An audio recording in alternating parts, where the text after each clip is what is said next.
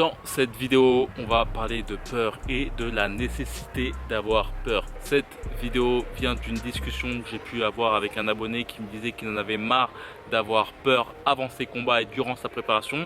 Et je lui disais que la peur était essentielle pour tout boxeur, que ce soit pour tes combats ou pour la vie en général, et qu'elle avait pour but aussi de te préserver. Et d'ailleurs, j'adore la phrase de Cus D'Amato qui dit que entre le trouillard et le champion, la peur, les deux l'ont, mais le champion lui passe à l'action. Et c'est juste, je pense, un changement de point de vue qu'il faut avoir de ta part. Néanmoins, avant de commencer cette vidéo, n'hésite pas à t'abonner à la chaîne Rickans. N'hésite pas aussi à aller dans la description, il y a un lien qui te permettra d'avoir une vidéo exclusive où je raconte 10 erreurs que j'essaye de rectifier dans ma boxe, des erreurs que tu peux certainement faire, d'ailleurs que je l'ai fait malgré mon expérience. Aussi, dans cette newsletter, tu recevras un email par jour pour t'apprendre la boxe, et je t'enverrai aussi des choses qui me passent par la tête au niveau motivation, nutrition et au niveau de la boxe. Donc comme je te le disais précédemment, un jeune boxeur qui me disait qu'il en avait marre d'avoir peur, d'avoir cette fameuse trouille avant un combat, même durant toute sa préparation, il s'interrogeait beaucoup sur lui-même, surtout en disant des choses assez négatives de sa part. Il me disait aussi, surtout, il a déjà des combats, qu'il détestait ce fameux moment où on est même insomniaque avant un combat. Et je lui disais que malgré tout, cette peur était essentielle pour nous boxeurs et pour tout le monde en fait, car en fait cette peur avait pour but de te protéger en fait, pour lui montrer que la peur était vraiment importante pour nous boxeurs et pour quiconque. Je faisais la métaphore entre le lièvre et la tortue. Tu dois certainement connaître cette fable de La Fontaine qui est célèbre, où on peut voir en fait une course entre un lièvre et une tortue.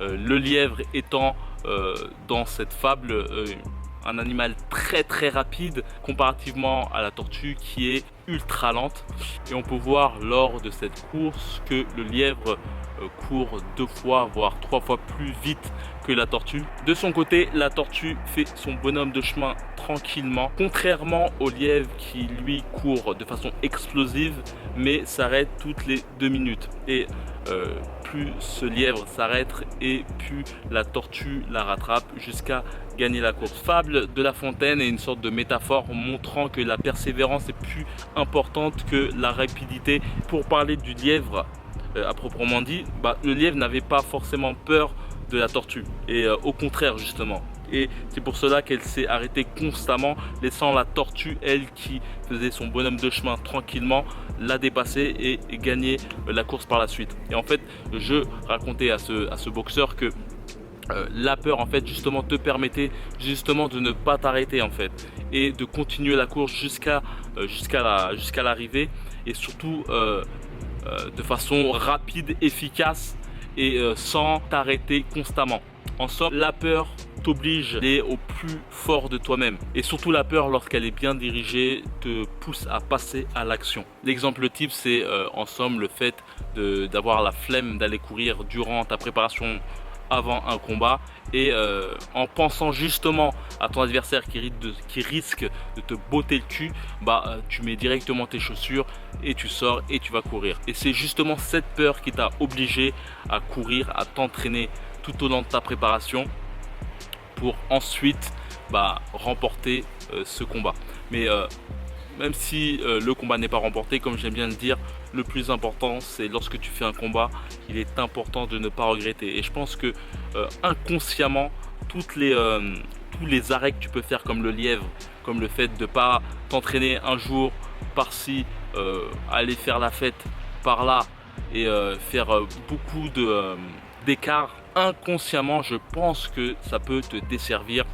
Surtout que lorsque tu es en difficulté dans un combat, tu peux facilement avoir des pensées bizarres, obscures, dans le sens où tu peux te dire que merde, putain, j'aurais dû m'entraîner, au bout du compte je suis crevé.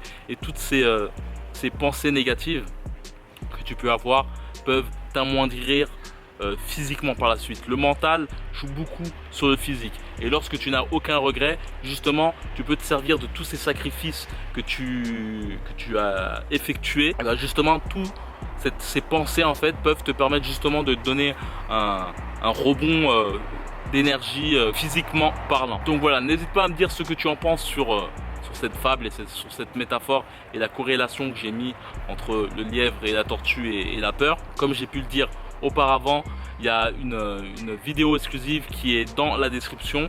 10 erreurs à ne pas faire en boxe, des erreurs que j'essaye de rectifier. Je pense qu'il y en aura d'autres encore à venir.